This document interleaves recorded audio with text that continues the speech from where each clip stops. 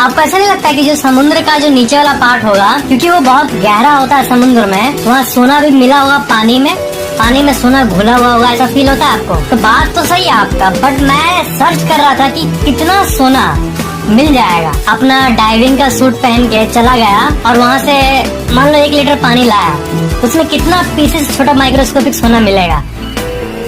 भूल जाओ, इसमें कोई फायदा नहीं मिलेगा आपको, क्योंकि आपका 100 million metric ton ocean water में सिर्फ 1 ग्राम सोना मिलेगा। और वो भी मिलेगा नहीं मिलेगा कोई गारंटी नहीं है। अगर आपको रियल का सोना चाहिए, 1 लीटर में 100 ग्राम सोना, तब आपको जाना होगा सबसे डीपेस्ट पॉइंट पे, जहाँ पे एक बार कोई इंसान जाता है तो अगले जन्म में ही इंसान बन के आता है। You know what I mean.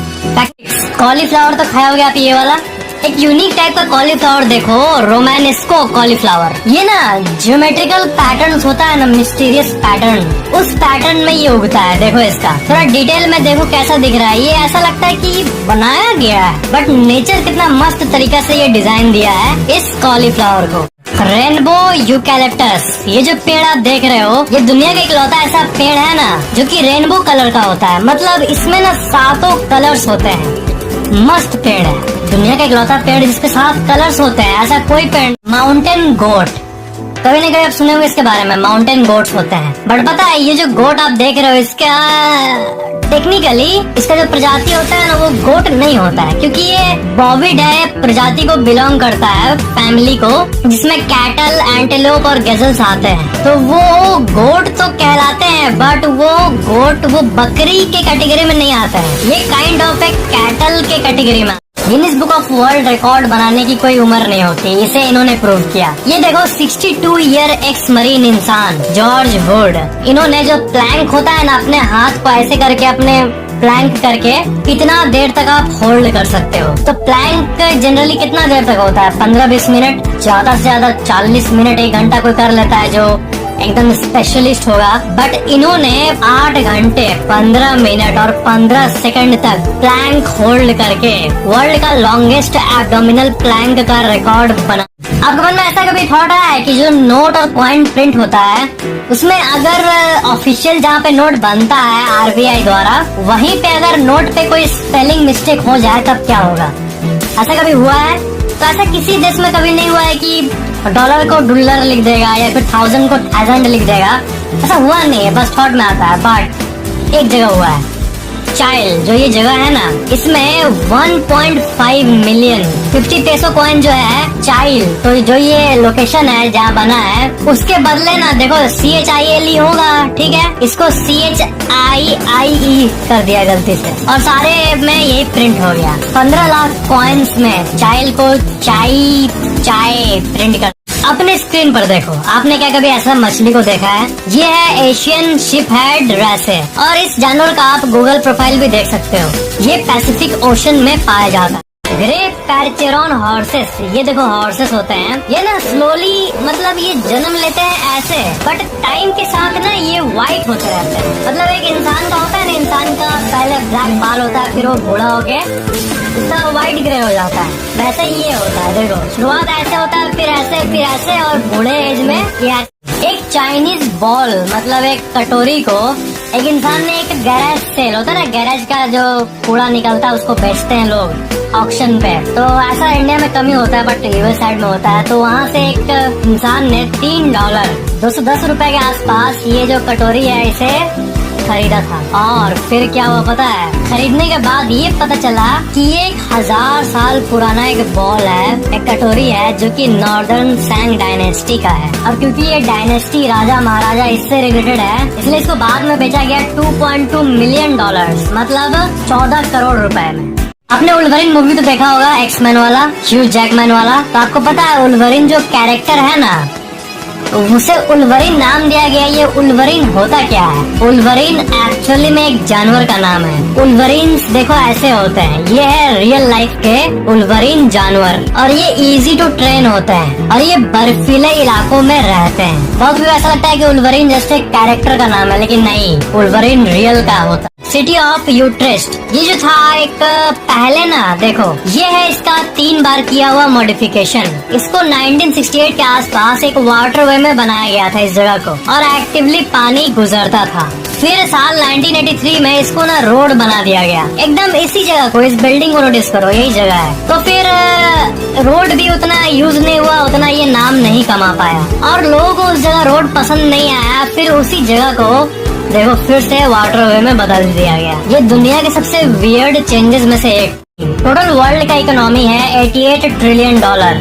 और ये है उसका विजुअल रिप्रेजेंटेशन। इसमें यूनाइटेड स्टेट्स यूएसए का है 21 ट्रिलियन लगभग, और चाइना का है 14.34, आप देख सकते हो पूरे डिटेल में। और यहाँ पे इंडिया है, इंडिया भी अच्छा खासा 2.88 ट्रिलियन डॉलर्स में है। भले ही चाइना और यूएस के बराबर ना हो, बट एक अच्छा खासा जगह लेता है ये वर्ल्ड इकोनॉमी में। नहीं तो बाकी कंट्रीज इससे भी बहुत छोटे छोटे। जो रेनबो होता है, जब रेनबो इंद्रधनुष जब उगता है, जब दिखता है आसमान में, तो टिपिकली 10-15 मिनट के लिए रहता है, उससे भी कम रहता है। बट नॉर्दर्न ताइवान में एक बार 8 घंटे और 58 मिनट्स तक, एग्जैक्ट इतने देर तक रेनबो रहा था, और इसे लॉन्गेस्ट लास्टिंग रेनबो कहा जाता है। नवंबर 30, 2017 को ये हुआ था वर्ल्ड्स लॉन्गेस्ट रेनबो, और ये ताइवान के टैपे सिटी में हुआ। जगह एक एवरग्रीन फॉरेस्ट में, अगर एग्जैक्ट बताऊं तो यूएस स्टेट ऑरेगन में, आप जब रोड से ट्रिप करोगे ना, तो आपको ना जंगल में कुछ ऐसा स्माइली देखने मिलता है। तो बहुत लोगों को लगा कि ये क्या, मतलब स्माइली कैसे, कोई मिस्टीरियस बात है क्या ये? बट नहीं, इसे हैम्पटन ल्यूबर ने क्रिएट किया था बहुत सारे यूनिक प्लांट को उगाकर, और एस्टिमेशन के हिसाब से ये स्माइली यहाँ पे कम से कम 30 से 50 साल तक तो रहना ही चाहिए। बाद में जब ये पेड़ हार्वेस्ट हो जाएंगे तब तो ये चला जाएगा,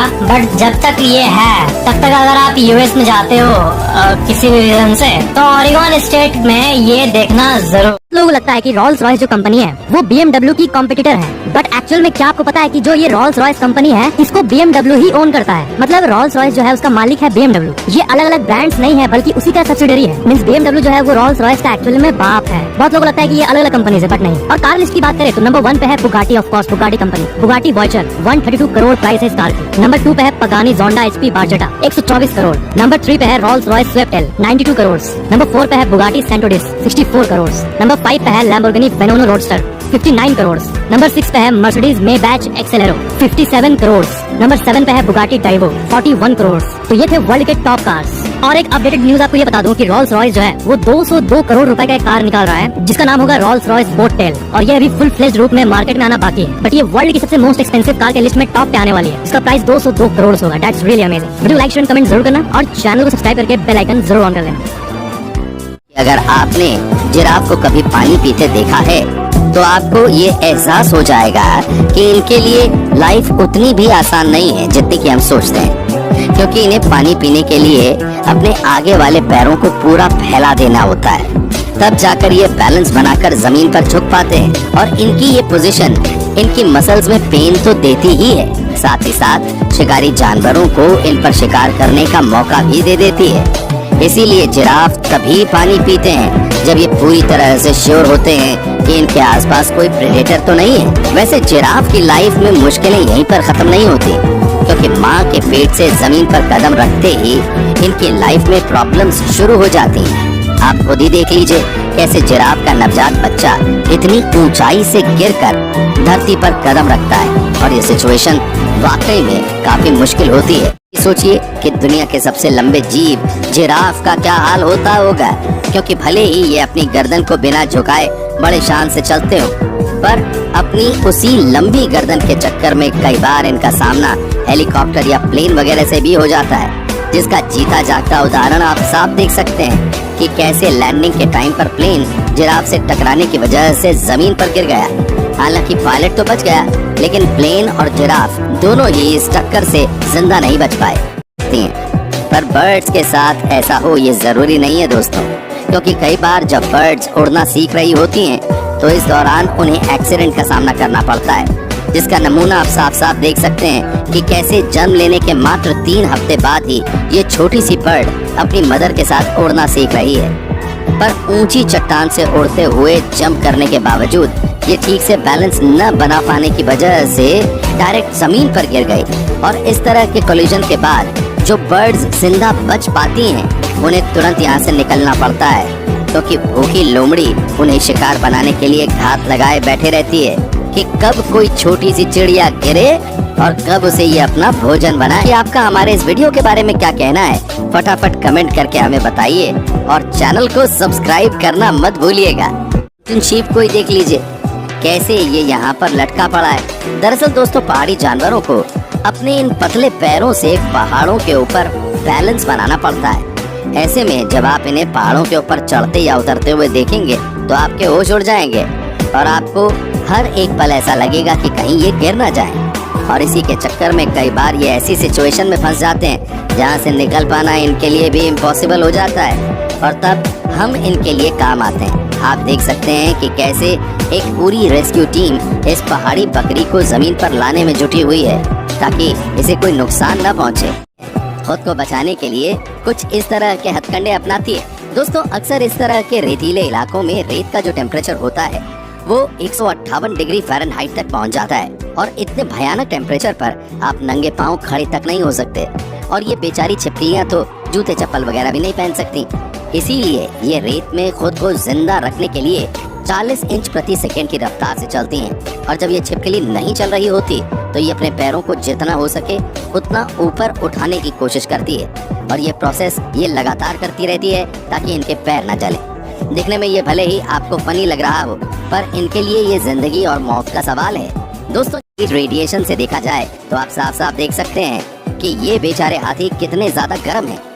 इस समय धरती पर पाए जाने वाले सबसे बड़े लैंड एनिमल यानी कि हाथी का इतना भारी मांस और इंटरनल ऑर्गन की वजह से इनकी बॉडी काफी ज्यादा हीट जनरेट करती है और हाथी के न ही पसीना निकलता है और न ही ये अपनी जीभ बाहर निकालकर डॉग्स की तरह खुद को ठंडा रख पाते हैं। ऊपर से हाथी काफी गर्म तापमान वाले एरिया में रहते हैं और इस तरह की कंडीशंस में हाथी ज्यादा हीट की वजह से मर भी सकते हैं। इसलिए हाथी अपना अधिकतर वक्त पानी में बिताना पसंद करते हैं। आप देख सकते हैं कि कैसे हाथी पानी में भरपूर मौज मस्ती करते हैं, पर केवल पानी ही इन्हें ठंडा रखने में मदद नहीं करता बल्कि ये खुद भी जिंदा रहने में कोई कसर नहीं छोड़ते। तभी तो अगर थर्मल इमेजिंग कैमरे के जरिए आप हाथी को देखेंगे तो इनके कान काफी अलग दिखाई देंगे। वो इसलिए क्योंकि ये अपने कान को बार बार हिलाकर अपनी बॉडी को ठंडक पहुंचाते हैं और यही सब चीजें हाथी को इतने गर्म इलाकों में रहने के बावजूद जिंदा रखने में मदद करती हैं। बातें अब जैसे कि आप अमेरिकन ब्लैक बेयर को ही ले लीजिए, जिन्हें हाइबरनेशन पीरियड को अकेले ही झेलना पड़ता है जो कि करीब 7 महीनों तक चलता है, जहां इस टाइम में इनके पास खाने के लिए कुछ भी नहीं रहता है और ऐसी सिचुएशन में खुद को जिंदा रखने के लिए ये अपने मेटाबॉलिज्म को कम कर लेते हैं। पर दोस्तों, हाइबरनेशन के टाइम पर केवल भूख और सर्दी ही इनकी अकेली दुश्मन नहीं होती बल्कि इन्हें अपनी जान बचाने के लिए भी काफी मेहनत करनी पड़ती है। अब भालू भले ही साइज में काफी बड़े हों लेकिन हाइबरनेशन के टाइम पर जब इनकी बॉडी बहुत कमजोर हो चुकी होती है उसी चीज का फायदा उठाकर इनके आसपास वाले एरिया में रहने वाले भेड़िए इनको अपना शिकार बनाने में बिल्कुल भी देर नहीं करते, जिसका नमूना आप खुद ही देख सकते हैं कि कैसे ये वुल्फ पैक इस भालू को घेरे खड़ा है। अब आप सोच लीजिए कि भालू जैसे खतरनाक शिकारी तक को मुश्किल समय में छुप कर रहना पड़ता है। अगर आपके घर में भी कोई बड़ा भाई या बहन है तो भूल जाइए कि आपके लिए शॉपिंग होगी, क्योंकि उन्हीं की अधिकतर चीजें आपको दे दी जाती हैं। और जब बात हर्मिट क्रैब की आती है तो यही सेकंड हैंड चीज उनकी जिंदगी और मौत को तय करती है। और ऐसा इसलिए क्योंकि हर्मिट क्रैब का साइज तो जिंदगी भर बढ़ता रहता है लेकिन इनके शेल का साइज बढ़ता नहीं है, जिसकी वजह से आगे चलकर इन्हें अपने लिए एक नया शेल ढूंढना होता है, वरना इन्हें काफी दिक्कत हो सकती है। और इस तरह की सिचुएशन में साइज काफी मैटर करता है क्योंकि झुलसती धूप में इनका शरीर जल भुन जाएगा और जब यहाँ पर शेल की इतनी डिमांड है तो इन्हें अपने आप को जिंदा रखने के लिए काफी क्रिएटिव भी होना पड़ता है। तभी तो जैसे ही कोई बड़े साइज का केकड़ा अपने शेल को छोड़ता है ये तुरंत उसे अपना लेते हैं और इनके द्वारा छोड़े शेल दूसरे केकड़े तुरंत झपट्टा मारकर अपना बना लेते हैं। इसी तरह इनकी जिंदगी की पूरी साइकिल चलती रहती है। यही कारण है कि जब भी कोई बड़ा केकड़ा अपना शेल छोड़ता है जहां हम इंसान इनके काम आते हैं, असल में जब इन्हें इनके साइज का शेल नहीं मिलता तो ये हम इंसानों द्वारा छोड़े गए कोल्ड ड्रिंक वगैरह के कैन और कार्डबोर्ड जैसी चीजों को अपनाकर और शेल बनाकर अपना काम चला लेते हैं। हाँ, भले ही इससे उन्हें पूरी तरह से प्रोटेक्शन ना मिले लेकिन इनको जिंदा रखने के लिए ये चीजें बहुत